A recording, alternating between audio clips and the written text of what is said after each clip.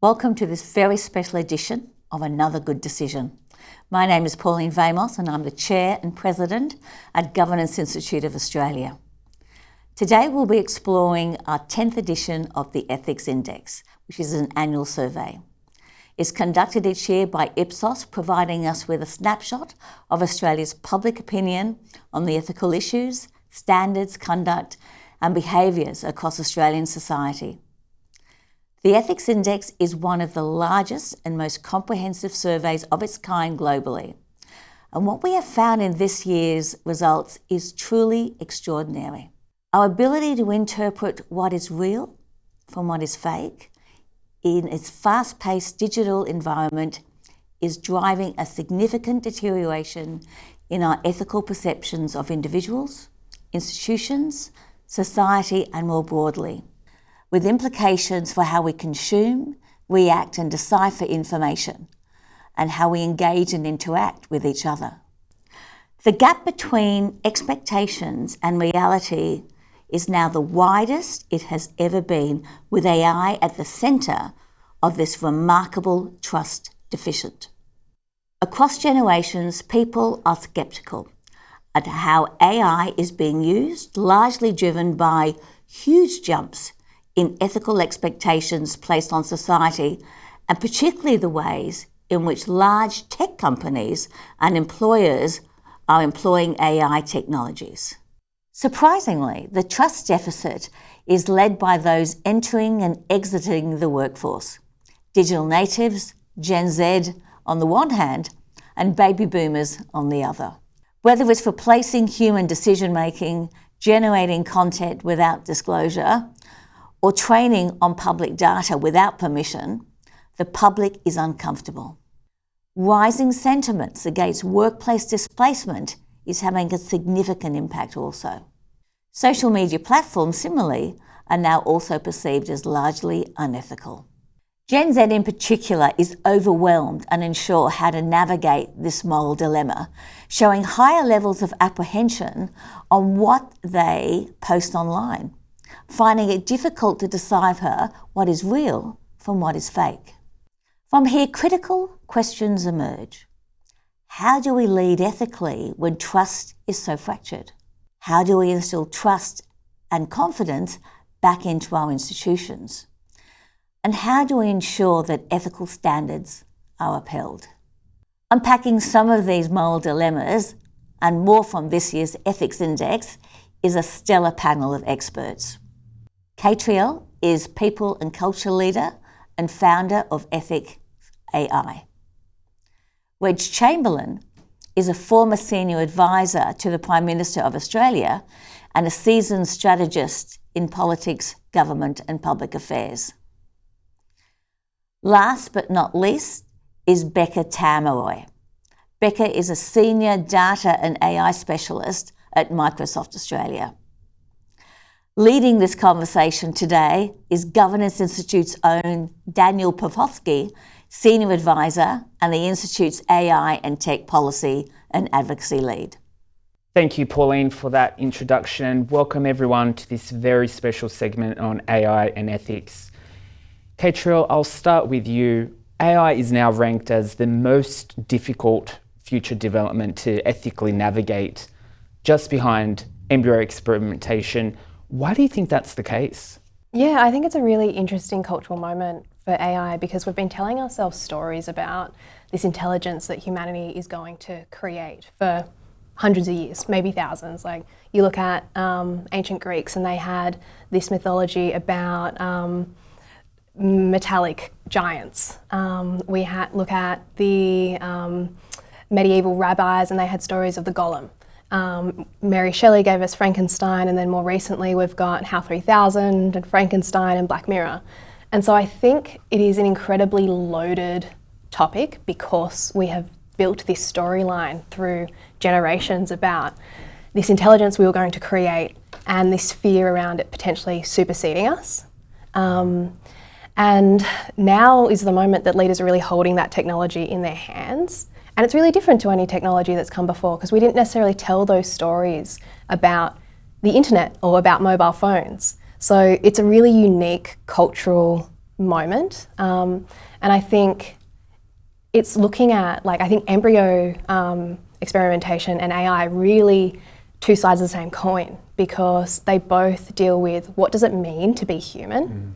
So the embryo experimentation is looking at physically, what is a human being? What does it mean to be a person in a body?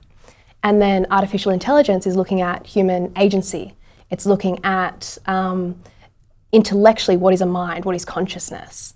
And so I definitely think that that is part of the reason it's so loaded right now and getting so much attention. I think you also look at the public scrutiny that a lot of organisations have come under recently, and some of the fumbles that have been made around the implementation of AI, and those things together are why we're seeing the public consciousness so attached to this at the moment. Yeah, really, really interesting points. And Becca, you lead really important work at Microsoft, one of the largest tech companies in the world. Talk us through some of the Microsoft responsible AI principles and approaches, and what some of the tools and practices that Microsoft owns to assist organizations with the responsible adoption of AI. Absolutely. So Microsoft, from a principles perspective, we believe in 6 principles when it comes to responsible and ethical AI. So fairness, reliability and safety, transparency, privacy, security, inclusiveness and accountability. And that's not, while it's been created by Microsoft and we absolutely use it even in our products and services, we've actually open sourced it. So if you go to our website, if you search for Human AI Experience Toolkit, or if you go to GitHub and you go through the Responsible AI Toolbox, we've open sourced it. And the reason for that is because we really want to uplift everyone, organizations and individuals simultaneously, to start having and understanding the boundaries of what ethical and responsible means through the context and lens of AI. From a toolkit perspective, we've also made it very practical so that not only large organizations, but also small organizations could use it. We've also made it very digestible so that you're able to start working with it immediately. As an example, there are some government agencies that I'm not going to name that are actually using our frameworks to build their own AI ethical frameworks and boundaries. And we don't profess that it needs to represent it, but a lot of organizations struggle to say, I don't even know where to start. Yeah. So this really helps organizations accelerate. It may take some organizations 80% of the 80% of the way, while others it's even 50% of the way. But that's our principles, and that's how we contribute. Reg, great to have you with us. Do you think boards and executives are adequately prepared to handle the ethical risks associated with the deployment of AI in the workplace? I think, and I have to stop myself whenever I say this, because in an era of super intelligence, does what I think even going to matter in the future? But do I think that boards and executives are prepared? I don't think anyone can be prepared, because no one really knows where this is going to go. But the smart boards, the smart directors, smart politicians and their advisors will need to stop and look at this and what's coming down the future and think about it in terms of game theory. Where does the logical path lead to when we reach superintelligence and we have, an intelligence that is the smartest physicist, the smartest board director, the smartest politician, and then when you combine them to a superintelligence, do you end up with a superintelligence that ends up running the world? And then if you work back from there, there's a long pathway to get there. And there's a lot of decisions that we need to make and be prepared for, governance being one of them. What's going to happen to jobs? And a big ethical question for boards, and we're seeing, as you mentioned before, the idea of, we're introducing AI into these agencies, AI into the public service. What's going to happen to the public service? At the moment, it's the biggest growth market for jobs at the moment. What's going to happen when AI starts replacing those jobs? Where are these new jobs? I'm always interested to hear directors and advocates of AI talk about, it's going to create lots of jobs. I'm not convinced by that. I think the idea of intelligence is to replace our intelligence. What are those new jobs going to be? And that leads you to it down a path of, well, what do we do with our time if we don't have jobs? I think that's a really interesting perspective, because the way that I definitely see it is that AI will augment roles. It will change the skill sets that are required in different professions. And I think when we look at how do leaders navigate this space ethically, it's really looking at what are the skill sets that humans do uniquely and that is specifically human. And MIT has an excellent framework called EPOC that we operationalise, and it's looking at, they stand for different letters, but it's basically empathy, presence, opinion, and then hope and leadership, vision.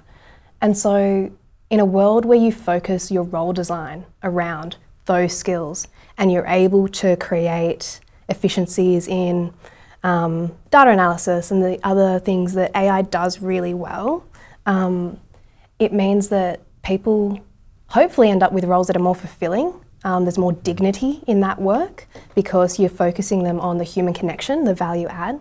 You've got capacity to surprise and delight clients. And so I don't have quite so cynical a view. I think we're at a fork in the road and we can choose to go one way or the other. I think the mandate to boards now needs to be thinking about what are the markers that are going to lead your decisions? And I think that's the role of ethics.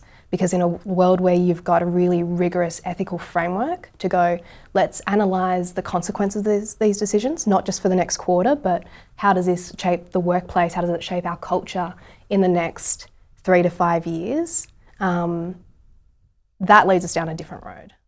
I don't think, yes, I have, I wouldn't say a cynical view, I'd say a questioning view, and I think AI can do amazing things, and I think it will make everyone's life a lot better. But how we do that and the path we take to get there, and in the 10 or 15 years it's going to take to get to that utopian life that everyone I think hopes for out of this, there's going to be a lot of challenges. Yeah. Yeah, Reg, the ethics index shows us the declining trust in big corporations and rising concern over how AI tech is being deployed and developed. Do you believe there's a greater role for government in all this? Yes, and particularly in that period before we get to ultimate superintelligence, where we've got to make our way through that pathway. Not so much, I don't think we need to control AI. I think that it's gone. I think Mo Gaudet talks about it the best. He talks about AI being the genie that's come out of the bottle, but it's not just one person rubbing the bottle and getting 3 wishes. It's everyone opening the bottle with unlimited wishes, which is hugely exciting. But what role can government play in that? Yes, it can put all those guardrails and rules and regulations in place, but we're in a world with bad actors. Bad actors are going to do bad things, whether you've got rules or not. We have people that break road rules and get away with it all the time.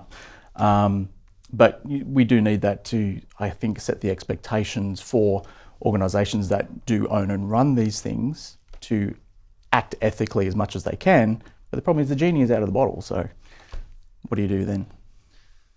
Becca, back to you. MIT's State of AI Business report that just came out finds that despite the $30 to $40 billion invested in Gen AI, 95% of enterprises report zero measurable return.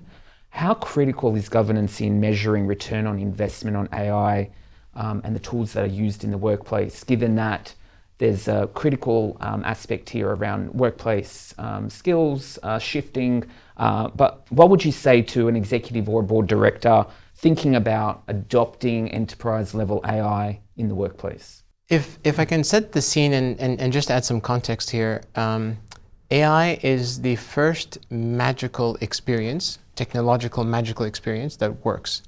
And even though it's so complex underneath the surface, it's people get it, boards get it, executives get it. And I always compare and contrast this where, for example, if you were to walk into a board and say, hey, we need a new data warehouse, most people won't even know what that is. Some people, everyone consumes the reports, but they won't really be excited about it. So given that, or through that lens, I think sometimes what happens is some companies and organizations and board members are so excited by this new era of possibilities that they start implementing things without necessarily having a steel thread back to a business outcome. And so our philosophy is that while AI is amazing, what business problems and business challenges and business outcomes are you expecting? And usually when you look at it through that lens, it's much easier and better to have an ROI or TCO calculation made. The other element is when you have a steel thread back to a business outcome, business goal, you also are able to measure it in a way that your staff also understands. Right? It's not a technical conversation, but staff also understand. Now, if you do that really well, while there's a steel thread, you naturally start highlighting some areas of potential gaps, and then how do you bridge the gaps? For example, AI upskilling. There's kind of two buckets where people say, I don't want to get skilled on AI, and there's another bucket that says, I want to get skilled on AI. And both of them are actually based on perception rather than reality. So how do you arm your staff to really leverage the systems? Are those systems going to help them improve them in their job satisfaction? I think you mentioned it really beautifully, dignity. I think there's a lot of tasks that people say, I know I have to do, but I'd rather not do it. It's all those conversations that naturally surface to the top, and it's just the right positioning from the board down to say it has to have a business impact and business value. Don't do it just because of technology's sake. So that would be my response.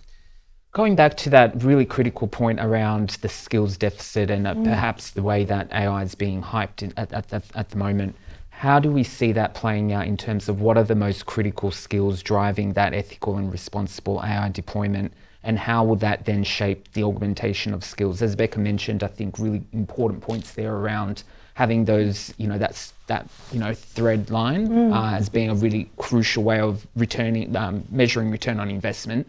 How do you see that playing out? What is that huge skills deficit that we're seeing? Yeah, I think when you look at it from a leadership perspective, and let's just talk about executive leaders, I think what's going to be incredibly important over the next 5 years is going to be a tolerance of ambiguity. I don't think that we have armed our leaders with that skill set very well in the past. And I think that it is a systems thinking lens that's going to help people navigate what are going to be really novel problems. It's very different to the business landscape that we're used to, that a lot of people have grown up with and have, cut their teeth on. So we were talking about this before we jumped on, actually, around empathy. And empathy is a skill set that we have drilled into our leaders for a decade. And I don't think that equips them very well to navigate the policy requirements and the business strategy requirements of an AI augmented workforce, because empathy is a very narrow lens. It's really only very good at what we point at it, and we tend to point it at people that are close to us, so people that think like us, look like us, have similar backgrounds. And what that means is that it elevates bias. So we think that we're making a really human-centred decision because we are putting an individual's well-being at the forefront. An example that I talk to is an underperforming organisation that unfortunately needs to make a restructure. And so a leader has the requirement to remove 5 roles. And the 5 roles that this executive leadership team has determined need to be removed are 5 senior roles that the CEO is very close to. And so from an ethical, empathetic perspective, he goes through the process and he talks to his people and goes, my team is working 60-hour weeks. They are so committed to the business. They are working their butts off to try and turn this around. I can't possibly remove those roles. They are so committed to our organisation and our mission. From an ethical perspective, if you look at it through a consequentialist lens, what that fails to consider is the 500 other roles in that organisation that are going to put at risk for the benefit of those 5 individuals. And so that's where our current skill gap is. People are making decisions that feel like the right human-centred position based on empathy. And the reality is that the ethical decision is often very uncomfortable. It requires leaders to hold this tension between the trade-offs And I think that is a skill set that leaders need to invest in. And it's external training. It is finding a coach that can talk you through that and be that bouncing board. So having a framework that looks at what are the consequences, but not necessarily next quarter, because our leaders are trained and coached to think in those commercial terms. Let's extend that time horizon out. What are our duty to our employees, to our shareholders, to the general population? And then what is a virtuous, ethical leader? What does that look like? What decision would that person make? And I think all of that is underpinned by really robust questioning. And that's where I see the role of ethics. It's not a document that, sits in your governance file or values that are posted up on the wall. It is operationalised into a decision matrix that all of your key decisions go through. Reg, there has been a polarisation of views around the need and effectiveness of AI regulations. On the one hand, we have the EU Act, which is considered a gold standard, but really compliance heavy. On the other hand, we have the US with a relatively hands-off regulatory approach that aims to unleash AI's innovation potential. The Productivity Commission came out with an interim report a couple of weeks ago, and it said that perhaps Australia should take that later approach around taking a more lax approach around regulation for AI. Would you agree that, or disagree with the Productivity Commission's report in terms of taking that hands-off approach and kind of seeing the actual existing laws and regulations taking place, or is regulation a barrier or accelerator for AI innovation? I think that a lax approach to AI is probably not a simplistic way of putting it. I'd probably put that as more flexible approach, because we don't know what's going to happen. We're going to need to be very flexible in how we deal with things. And, I suspect in the EU with their, quite tight regulations, they will change over time. They will become outdated.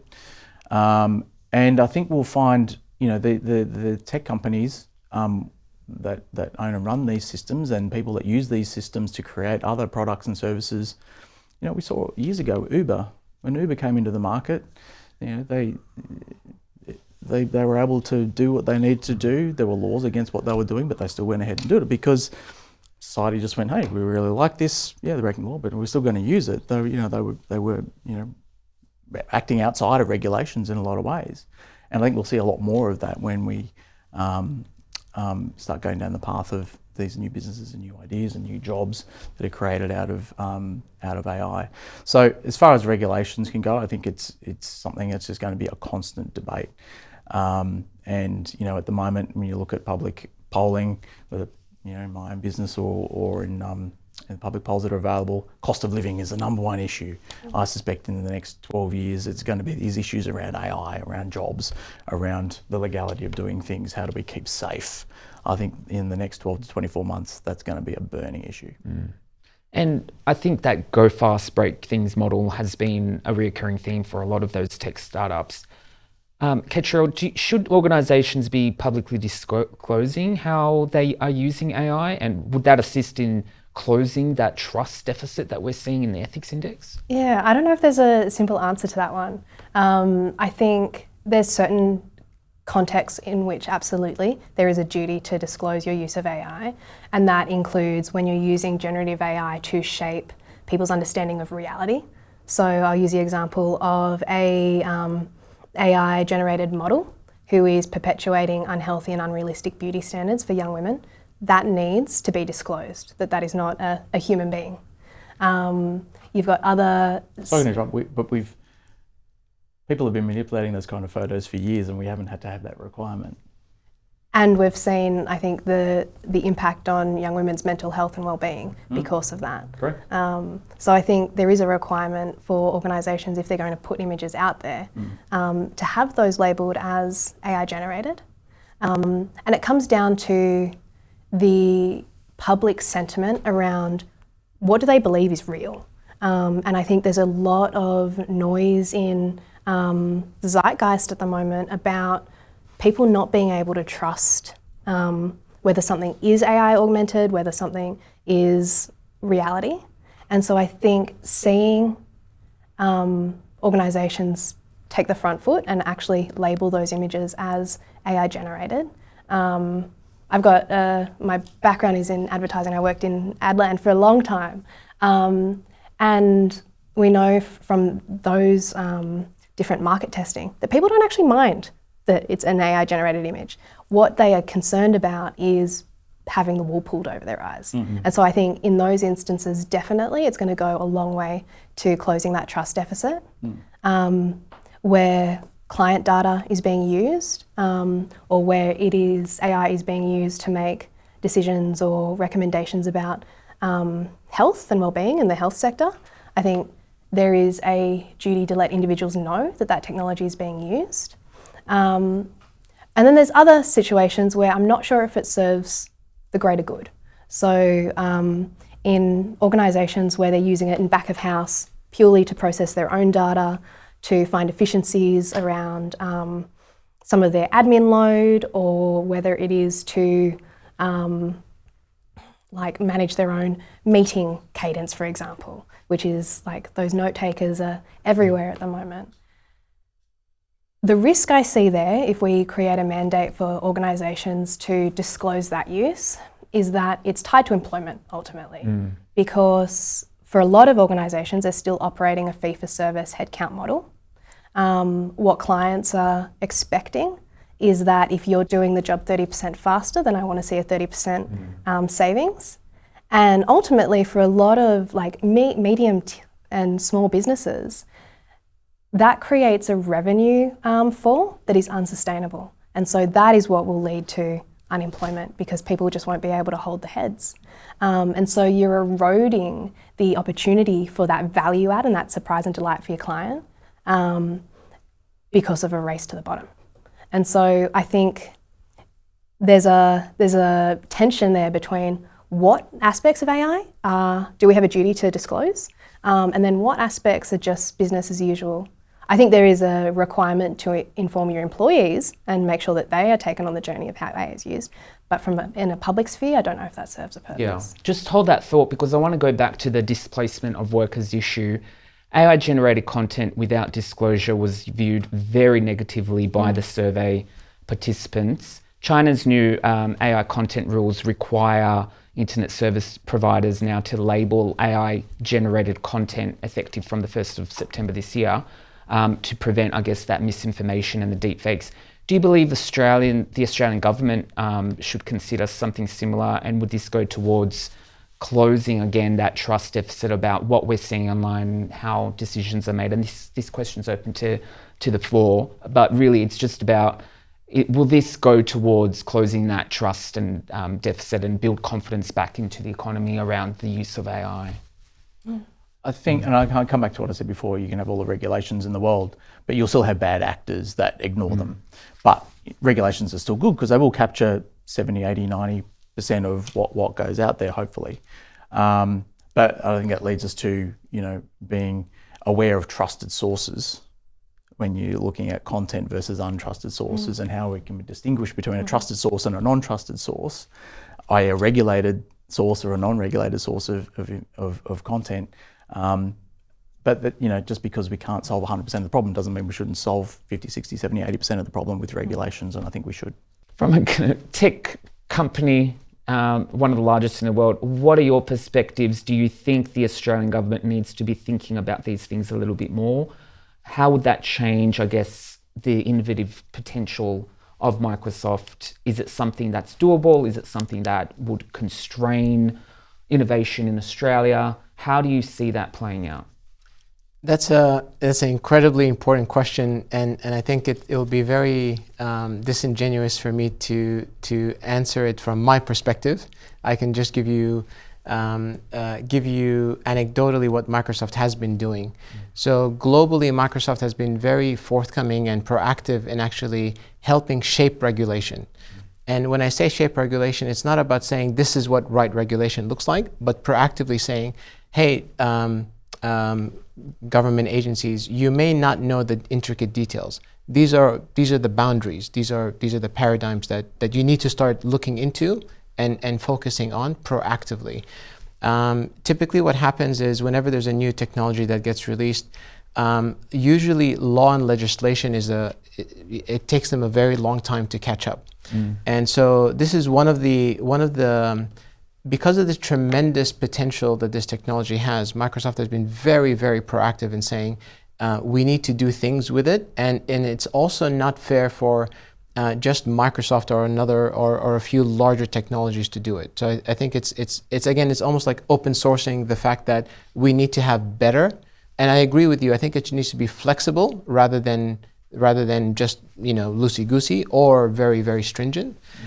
The other thing that I'd like to say is that my personal view on this is AI kind of reflects society and the societies we live in. And what I mean by that is this is the first time that individuals have the agency. As an Australian citizen, I have the agency to raise to my member of parliament things that I actually disagree with. And because I'm time poor, I can actually use AI to help me clear up my thinking process. What can I do? What are my real issues? And then articulate it back to members of government and policy. And I look at it and say, I think there's a lot of focus on how AI could potentially replace jobs and take over the world. And I also look at it and say, what are all the other fringe benefits that now I can have that helps society at scale? Because the thing with AI is that it's that scale. So I think earlier you talked about, Photoshop wasn't, disregarded before, and how come now? It's the scale. It's the fact that now with one or two pushes of button, 500 images appear unrealistic rather than just one or two. And I think us as a society, I think we sometimes we discount our agency. And I think this is the first time in human society that we need to really enforce our humanity and agency and say, this is what it means for us.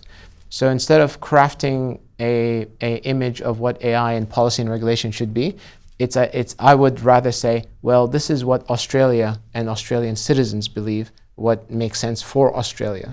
I rather that approach. Yeah, I think that's a really important point, because we often talk about regulation on the developer's stage, and perhaps a little bit about the deployer, but very rarely do we think about the responsibilities for the end user and what their role is really. So that's a really critical point, I think, as well. I'll give you an example. I was at a Australian government agency, and I was talking about ethical and responsible AI. And back then, the image generation model was DALL-E. And so I used it. I said, generate an image of Australian children playing at the beach. And first of all the image that was generated was only male, only boys, and they're all blonde, blue-eyed.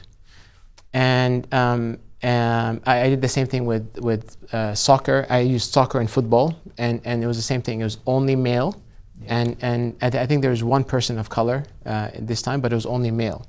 Fast forward to recently, I had to give another talk in Canberra for a federal agency. I said, let me experiment and let me see what if anything has changed. And let me tell you, I was very surprised and very impressed that it was, so it created 2 images of boys, 2 images of girls, and it showed the diversity of what Australia is actually. The irony is that we were speaking to another Asian delegation, and so I said, let me use their country and do the same. And so it was also very unbiased and very neutral. The problem was that when I said, how about you building children playing soccer, it showed the Australians playing in a beautiful grass pitch with shoes and socks. And then the Asian country was bare feet playing on the sand in almost that looked like a shanty town. So the question there that I raised was, what are we going to do about this? Because somehow the data that was trained on gave the AI that image. And this is what I mean. I'll go back to our agency.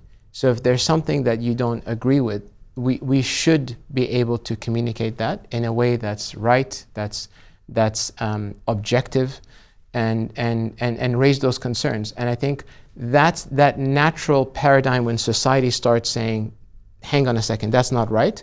I think that has a natural course correction of some of these technologies that were the direction. The ethics index results did tell us that most people agree that it's the tech platforms and algorithms now having more influence than experts or institutions in deciding which ethical issues gain public attention. Why do you think that's the case? Is it a good or bad thing that's happening, or is it more or less a reflection of what we have? You know, the accessibility of data, is that part of why tech companies are now setting the tone and setting the pace for ethics online? Since you're looking at me, I'm looking at you. No pressure. Look, let me position it this way. This is the first time in human history that we have a technology that more organizations and countries can use as a level setter. So what do I mean by this? So if you look at AI, for example, like generative AI and the capabilities, right? Imagine looking at a data center differently. All of a sudden, a data center is filled with potentially unlimited PhD level geniuses that you can use and leverage and help you, but they don't sleep, they don't get tired, they don't whinge, they just work, and they've indexed the world's data. So when you look at it that way, this is the first time where organizations and countries specifically are saying, I am going to use this as an asset, right? This is an asset. So if you look at it through that lens, I would kind of change the question to say, is it the technology companies that have the more power, or is it the other potential large-scale users that are realizing that, hang on a second, this could be an asset and leverage more of it? It's the same way to say, you know, let's say if gold was very important and gold, I don't know, gives you infinite fuel as an example, to say, well, it's the mining companies that no, but it's the users of that gold. So I would position or I would answer the question differently in that it's the potential and the infinite use of AI that is being driven, that's driving the demand, rather than all the power being centered at those technology companies. I think the issue flowing on from that is when we start handing over decision making, and we already are. We're already letting cars drive ourselves around. Like we're literally trusting AI to drive our cars and drive us around in our safety. So when we talk about trust in AI, it's not so much trust in the AI, it's trust in the people that own and drive it. And I think what we'll eventually see, this is an important issue for directors and business owners, is you'll see, I think we'll start to see more and more decision making being handed over to an artificial intelligence. You talked about data centers full of the best physics in the world.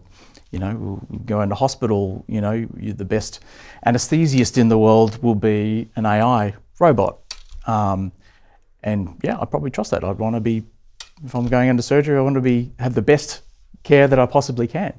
I think gradually that creep of handing over decision making, and you know, I love the Governance Institute, new branding, another good decision, which is a really interesting ethical question about how do you make decisions? Is it humans are still making decisions, or are we going to start handing that over to an AI? Reg, let me just jump on that. There was a study that recently was done where there was a pool of patients, and they gathered all the data, and they said, hey, listen, how would you feel if something, God forbid, happens at the operation theater, and if you want AI to make the decision for you, or help the doctor, you know? Mm-hmm.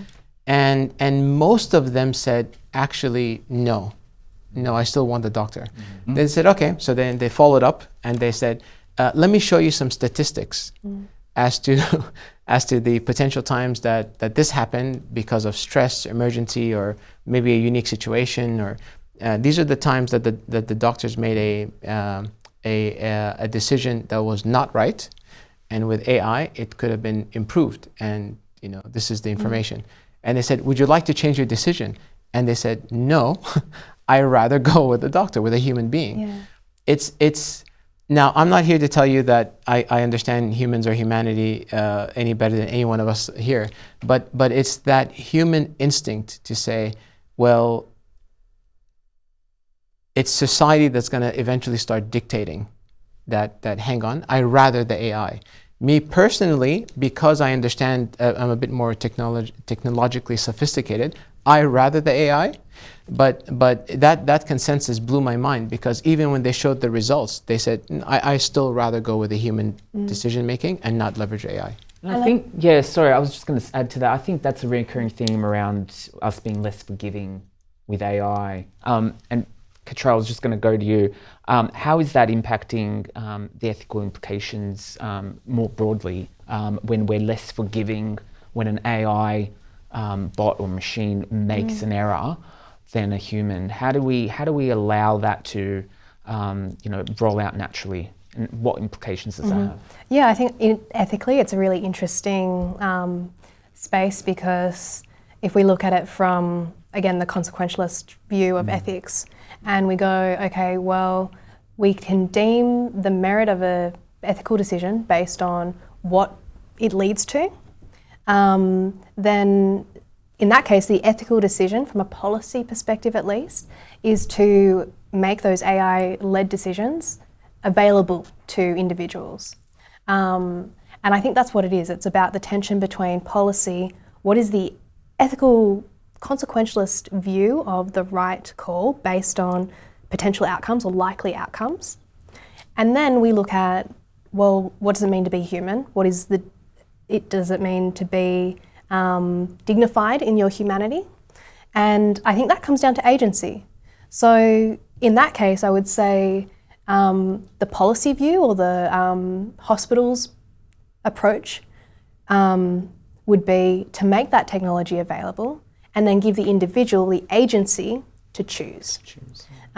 Because otherwise we do definitely end up down a road where we are handing over aspects of our humanity to a machine. And I think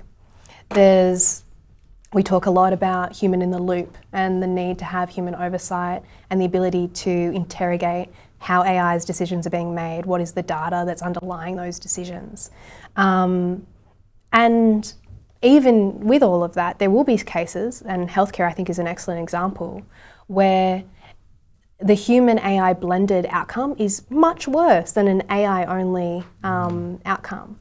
And I'm not sure whether it was the MIT or Harvard Business School that just put out some research around this, but I think we are at that beginning phase, and like I said at the beginning, it is such a loaded technology, and we've grown up with these myths and these ghost stories about what AI is, and that is why I think we're seeing this resistance to the technology, and why it is so important for leaders to be able to walk both grounds and navigate that tension in a way that maintains human dignity and agency while creating the options for the benefits of the technology.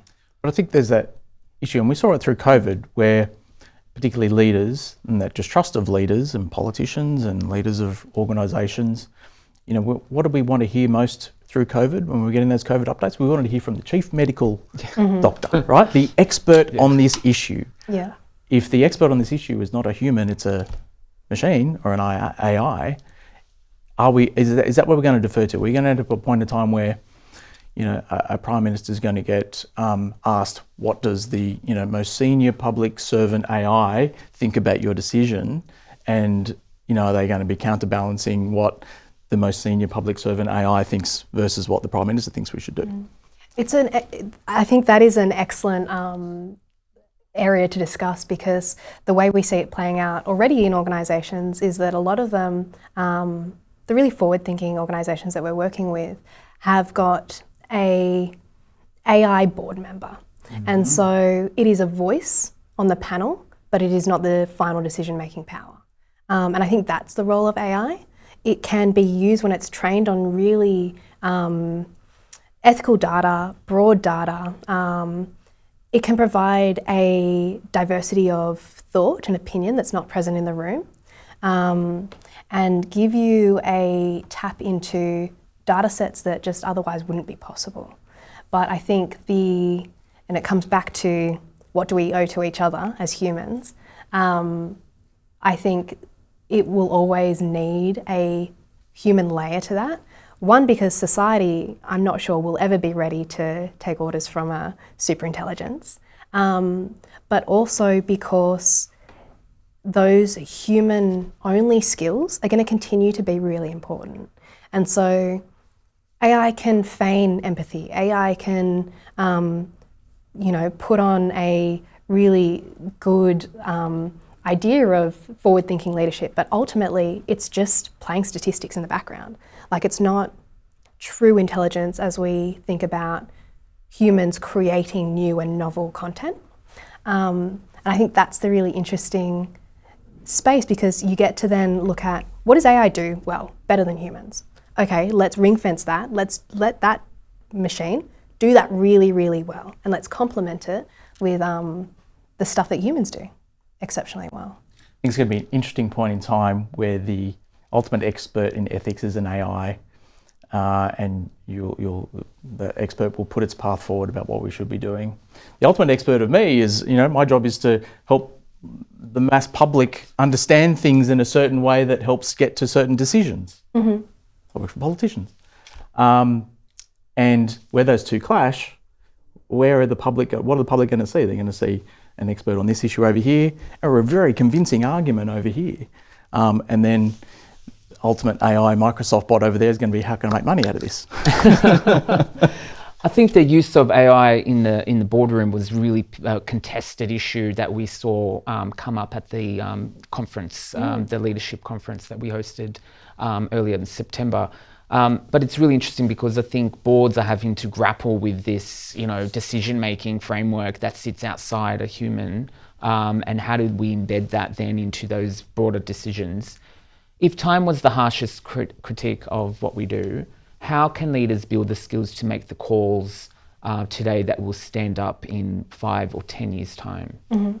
I think it is such a new skill set, and it's something that we haven't embedded in leadership historically, around sitting with that ambiguity and getting comfortable with the discomfort of ethical tension.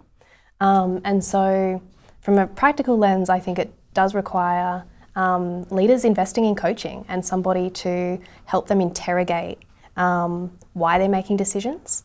But when it comes to a capability perspective, it's really building the muscle memory of going, okay, if I've got to make this decision, then how does that likely play out? And I'm not talking about immediate consequences, but I'm talking about second and third tier consequences. And that is what, as humans, we haven't, in business spheres especially, built that muscle to do really well. And that's what helps elevate ethics away from empathy or just values, but creates an operational layer. So whether that is your chief people officer, and part of their role is now to stress test in the boardroom why decisions are being made, how they're being made, who it impacts, who it benefits, who it unfairly, who's paying the price of that decision, what assumptions are we making here? It could be a peer group, and so you do that together. So whatever the mechanics are of that, I think you need some structure around how is that questioning happening? And then I think the forward-thinking aspect around what is the hill I'm going to die on? And Gen Z is a really interesting theme at the moment coming through, because they are much more critical of organisations that flip back and forth on what they say are their values. And so as an organisation, you need to get really clear on what are we standing for, regardless of whether it is unprofitable, regardless of whether it is inconvenient. And I think we're looking at leaders building legacies and legacies potentially crumbling over some of the decisions that are being made now, because they haven't built up that muscle around long-term thinking, systems thinking, and the ability to really stick with the duties that they've already defined for their organisations. I want to go back to that point around the displacement of workers. We're seeing AI-driven chatbots viewed very negatively in the survey, and there has been recent public backlash around AI job displacement. With that in mind, how do we coach leaders to be human-centric when it comes to the deployment of AI in the workplace? Where does that ethical responsibility sit within the organisation? Mm-hmm. I think ultimately the responsibility sits at the top, right? A fish rots from the head. And so if you don't have strong ethical guidelines in place that your board is sticking to and your executive leadership understands how to apply, then it's going to be very difficult for the other levels of your organisation to live that mission. I think it comes back to those skills that we were talking about that are inherently human and what humans do really well. And so when we're looking at deploying AI, it's how does it complement those skill sets? How does it elevate human qualities and human skill sets? And then I think it's also around the definitions of what are we saying is an ethical decision? Because like I've said before, you can overlay empathy, but that's not necessarily going to lead you to an ethical outcome or an outcome that serves the greatest good. And so getting leaders to lean into the structured ethical interrogation of the decisions and options in front of them is ultimately how we lead to more human-centred outcomes. Becca, I think you made a really excellent point earlier around staff buy-in. How is Microsoft doing that with its remit in terms of supporting organisations, but also internally getting people to start thinking about how they can augment their own roles? So I'll answer that question, and I'll just make another point around the human-centric aspect of it. So Microsoft spent a lot of time figuring out what we should call our AI system. And you know, like when you look at it in the grand scheme of things, there was a committee that had the weight and the gravity on their shoulders to say, what should we call this? Because billions of people potentially may use it. And eventually they landed on the word copilot, because by design, we're saying that it's not the pilot, right? It's the copilot. And if now this is me paraphrasing, it's like saying that's the wingman or wingwoman, right? But you're the main person. And so, so given that context, at Microsoft, we look at things very practically. Like, for example, we have what's called prompt days, or we have a committee that start helping us craft better prompts. We have a did you know that days, where someone figures out, hey, I didn't know that this thing could do this. And so we have a lot of practical community-based learnings that we have. In that, we also then look at patterns. When we look at a pattern, I think sometimes people forget that Microsoft's around approximately 200,000 employee organization. So we have a good sample data. So in our sample data, we see patterns, we pick up patterns, we understand how they use it. Based on those patterns, we start making predictions to say, if this is where we're struggling, and we kind of know this, we can only imagine. And because of that, we do some smarts to say, this is the skilling and upskilling and the training programs that individuals would use and need. So that's kind of that. Now, on the human-centered design thinking, I want to give you I want to give you a very practical example. It is in healthcare. So this is a true story. This young girl that got treated by their doctor sent the doctor a photo. She literally hand drew it. Young girl, 12 years old, so it wasn't a Picasso or anything. And she gave it to the doctor the second time because she got healed. And the doctor looked at it and said, oh, this is fantastic, but where am I in this photo? So the doctor was all the way on the left, sitting on a desk with his back towards the young girl, the mother, and the young girl's sister. And so the image that was in the girl's head was, you helped heal me, but the whole time your back was towards me because they were typing, right? Now, this organization and this hospital and this software company, this is true story. It's actually in production, so it's real. So this company said, let's do something about this. And so they leveraged a bunch of AI technologies, and when the patient walks into the door, all the details is already there, and the whole time the doctor doesn't touch anything, because the doctor speaks, AI picks up, AI understands that in this situation, who the young girl is, the young girl's father, understands the context, and then the doctor starts speaking, doctor jargon, and says, blah, blah, blah, and then it understands, oh, as a doctor, and starts writing the prescription and all that. And the whole time, the doctor is literally making eye contact to the patient. So I think sometimes we forget that at a high level we have, and we absolutely need to have these mature, robust conversations. But sometimes we forget that at the practical level, AI could potentially make us more human.